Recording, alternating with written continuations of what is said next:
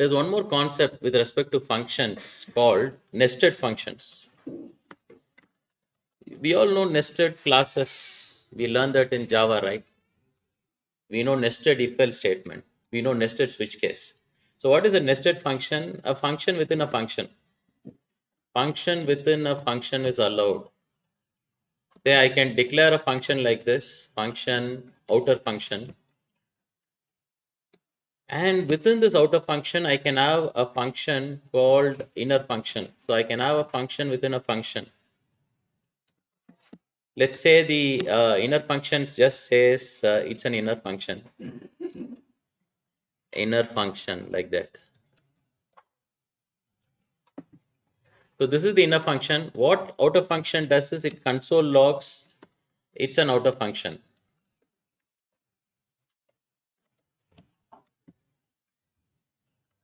A function within a function. That's a nested function. See, how I can call this function is I can call the outer function like this, and after calling, let me execute this. Let me clear the logs here. Let's save this, and oh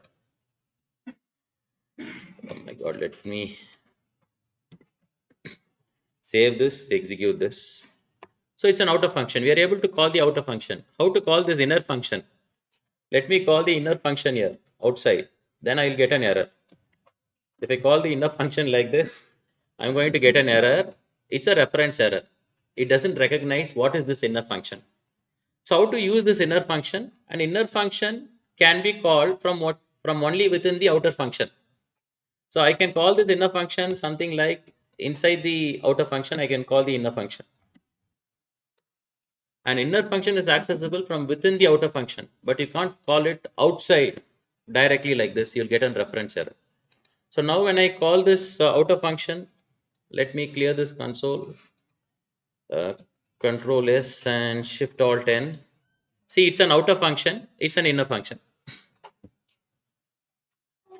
So you can access the inner function from within the outer function. But how to pass the parameters to our inner function? Say, let's say I have some parameters for my inner function, x comma y, which will be passed to my inner function. So x comma y. It can be anything else for the inner function too, but just to avoid confusion, I'm just giving the same parameters. So you'll pass the parameters to the outer function. When you invoke this, that will be passed to the inner function. And inside the inner function, we can find the sum. Sum is x plus y. Now when I call the outer function, I should pass the parameters for the inner function 3 comma 2.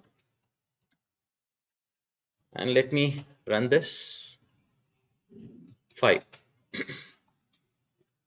So the only way to access your inner function is using the outer function. Even the parameters required for the inner function is passed using the outer function. If I have some parameters for the outer function like t comma n, something like that, say outer function, I can find the sum and log, right? T plus n. So these two parameters are for my outer function, these two parameters are for my inner function. So now I can pass 1 comma 1, 3 comma 2. What will be the output here? 2 and 5.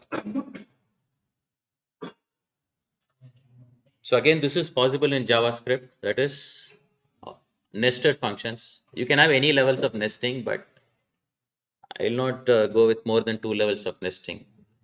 It will be very difficult to maintain such code. Are you clear with nested functions?